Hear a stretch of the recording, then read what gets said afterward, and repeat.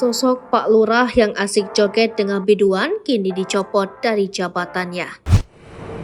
Tamat sudah karir Sony Sandra, Lurah Kuaro Pagang, Kecamatan Nanggalo, Kota Padang. Ia baru saja dicopot dari jabatannya sebagai lurah. Hal itu terjadi setelah videonya berjoget bersama biduan viral.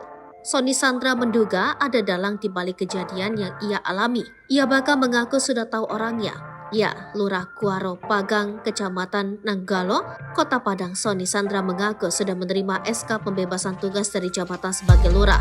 Selain itu, SK pembebasan tugas sebagai lurah sifatnya masih sementara karena akan diperiksa di tingkat kota.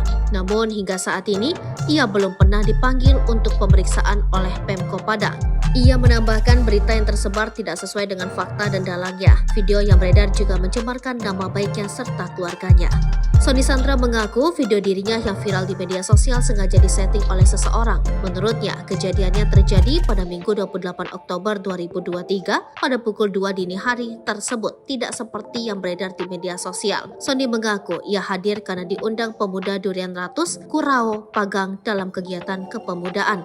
Sony mengaku ia tidak pernah memeluk artis organ tunggal ataupun berbuat tak pantas seperti dalam video beredar. Hanya saja ada orang yang mengarahkannya melakukan hal tersebut supaya bisa divideokan dan disebarluaskan.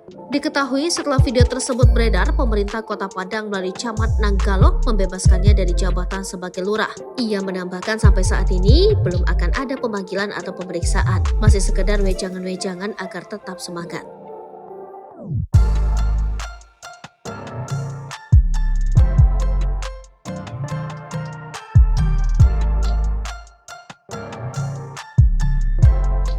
Download Tribun X sekarang, menghadirkan lokal menjadi Indonesia.